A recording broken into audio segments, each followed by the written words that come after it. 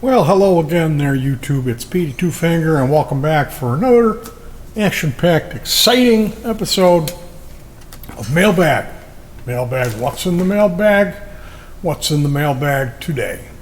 For Petey, I'm going to pretend that I opened this bag. See, what happened was I shot this video already, but I forgot to plug the microphone in. So, surprise, surprise. Bum, bum, bum, bum, bum, bum, bum. What do we have? It is a black tusk nut. So this is the part that goes in the guitar. It goes right in here, and the strings go over it. So it's made out of graphite, which is the self-lubricating material. A lot of people will get graphite saddles. I didn't get the graphite saddles on this because they're not cheap. They're expensive. I had graphite all the way around installed on my American Standard Strat in 1994. Cost me $90. Now I'm fixing up a guitar that was gifted to me. So pros, techs, and experts found in guitar music loving forums will always recommend that you do not purchase affordable guitar and attempt to trick it out or customize it by buying high quality parts and installing them, because you'll spend more money. It costs shipping. The parts are not cheap. They really kind of take advantage of you on the parts. It's like this little thing, and you think, well, that's worth $5 to be fair, so that the person who makes it can get their 5,000% markup, and it'll be 35, whatever it may be. They do not recommend that you do this. Now, in my case, I got the guitar for free, so it takes the sting out of it. And I'll be honest with you, this stuff just is not cheap. Where are you going to find a guitar that comes with all these really good upgraded components? Well, you're going to pay through the nose to get a quality instrument like that. So ultimately, it is cheaper to get the good stuff and put it on a decent guitar. But the reality of it is, really, the slate that you end up with is just the body and the neck. Like, everything has to go.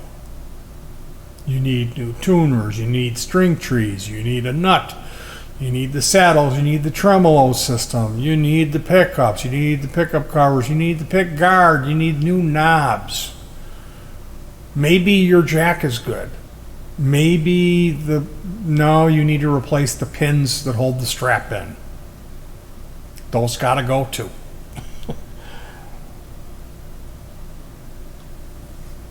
Now, I uploaded a re-edit. I call it the peyote remix of a song that we played at the first remote of the year, a song called Baby Ducky. There's a funny story that I tell after the music performance. I explain what went down and what is featured in the video. So if you haven't seen Baby Ducky yet, check that out. There's two versions. There's the peyote remix. I will eventually divulge my sonic secrets, what I do in these videos. I'll show you guys. But the first upload, I have been bad. I've been staying up for like a couple days on end and like working, like doing stuff around the cleaning and working on projects, and I stayed up way too long. I was editing that video, and somehow or another there was way too much contrast, and I neglected to do some of my secret audio trickery that I do on these files when I upload the remotes. So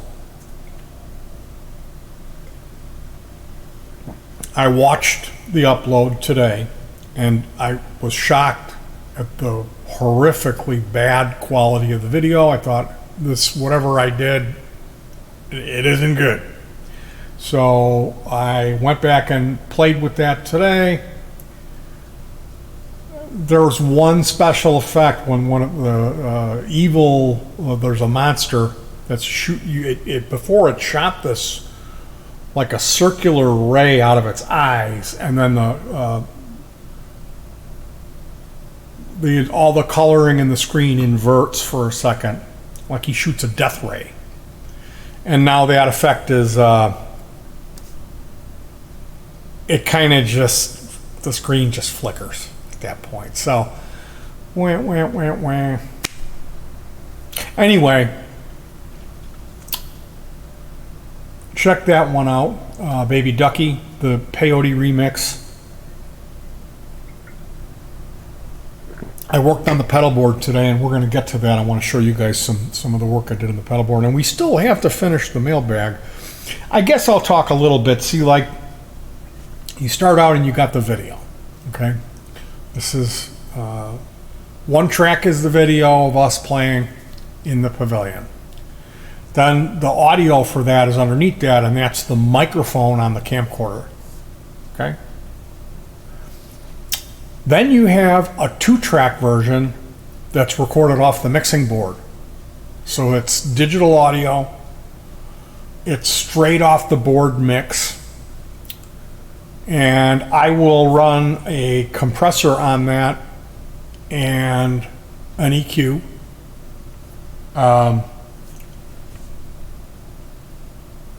I will boost Gomti's bass. Like 80, I'll put a hump at like 80, and then depending on the recording, and usually the sequence or the drums is quiet, so I'll grab that file and drop that in there too. So I've got to time align all this stuff, and then what I can do is, like I said, I goosed the bass on the 2-track digital recording.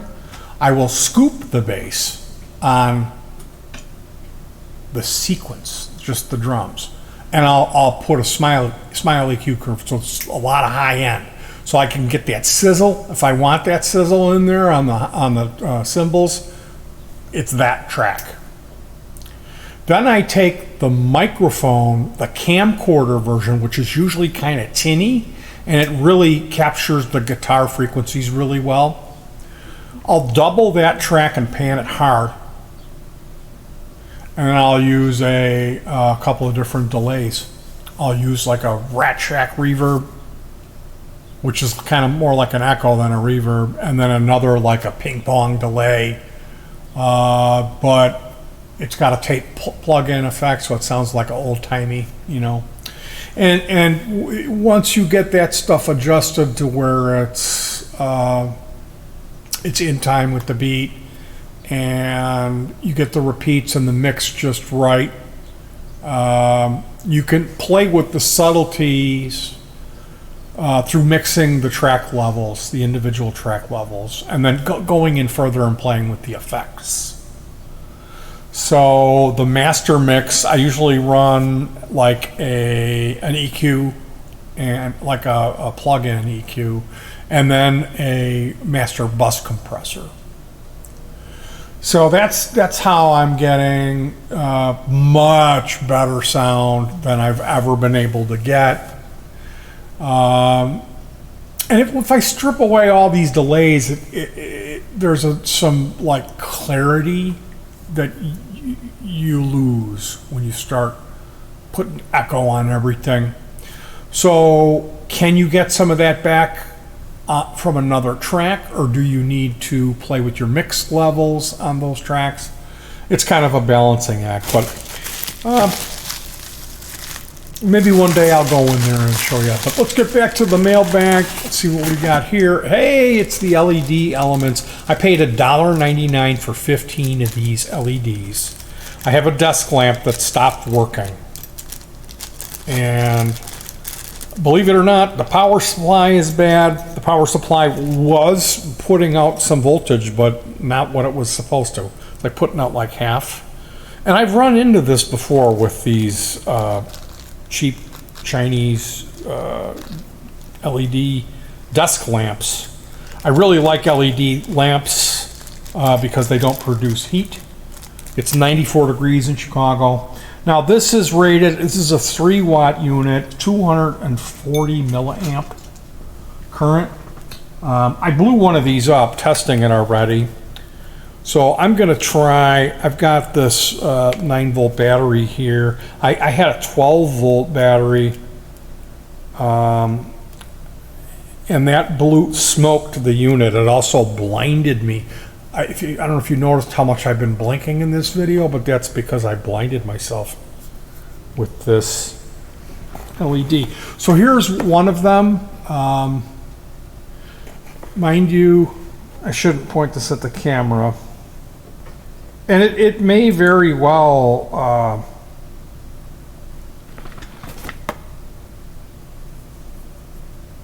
blow. It might need a current limiting resistor.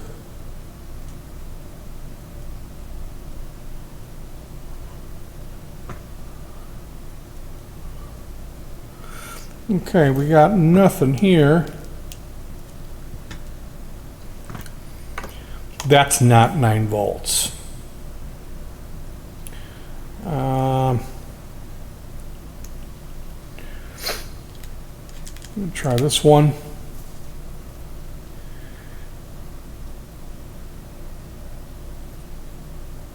Just lighting up. Not that I can tell. Oh yeah, it is. I think unless it's the No, surface it's of not it. lighting It's up. the surface of it moving that I can see. What I could do is take a couple of these. This will be like 8.5, I think.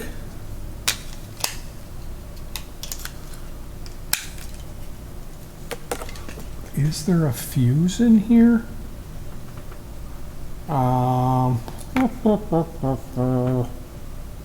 We've got this battery pack here. See, it's 9 volts, and I'm willingly, like knowingly,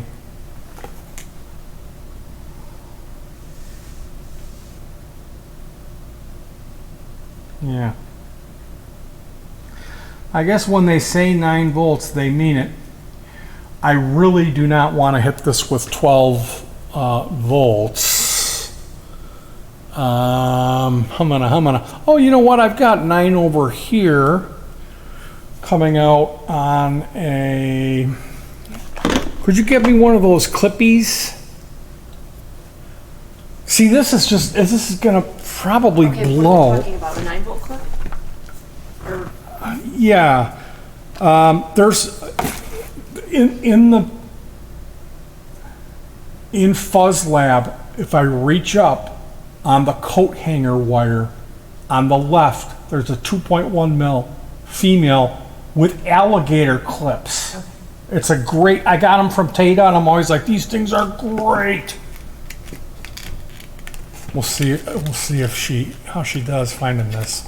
You can see how awesome she really is. Gapti. The best. The absolute best.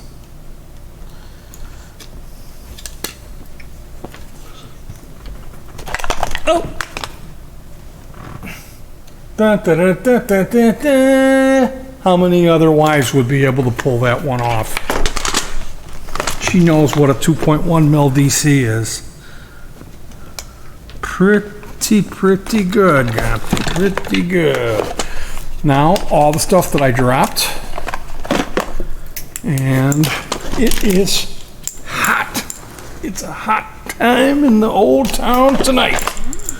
So, you guys want to put a wager on how fast I'm going to blow this thing up or blind myself? Let me see first what kind of reading I get on the old multimeter. We got both kinds. Country and Western, DC and AC. Yeah, the polarity's inverted here. This is 4 pedals. So this is 9.28 volts, 5,400 milliamps. Of destructive power.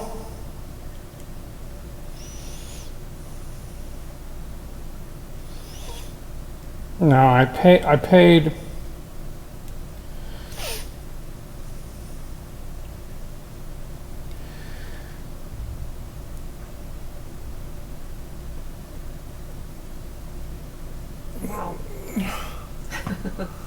so yeah.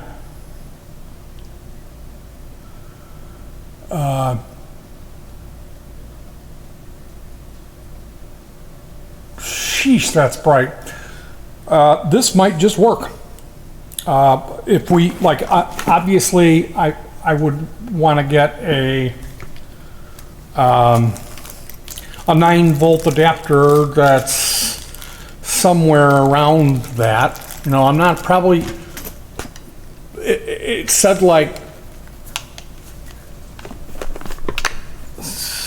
245 to 260 milliamp hours. Here's the tuners that are going to go on this same guitar project. We're going to be playing MailBag until that box is full. And hey, do you guys want to see the pedal board?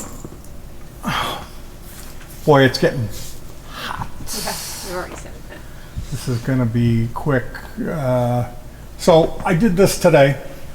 All of the pedals are mounted with bicycle chain links, so it's kind of neat. Tuner, auto walk, compressor, distortion, noise gate, mid boost, phaser, cab sim, and the preamp with the distortion overdrive. Now this, and it's got a mix knob.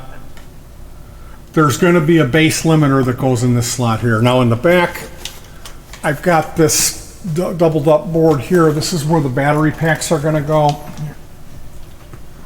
These are the battery packs. I got 2 of these. So it's like 2 and 2. So it'll be like, and then there are 2 batteries connected in series, 2 batteries connected in series that are connected in parallel. So it's 2 4.5 or like 4. Basically, 2 of these batteries come out to about 8.45 volts. Okay, so pedals, it's not 9, but it's not 6, so they work. And if I have a problem, what I'll do is rig it up so there's 3 batteries up at 12 volts, and then run a voltage regulator to reduce it to 9. But so far I've been able to get away with doing it this way on this pedal board, and nobody's the wiser. It's 2 battery packs, so there's a DP-DT switch. We run Vero board strip, so the power comes in and plugs into that, just like your outlet where you have a 6-banger, and each one of the pedal wires, like basically you screw these in on the bottom, you hook up the switch, you run a wire to this strip of Vero, like just 2 strips, positive and negative. See how that works?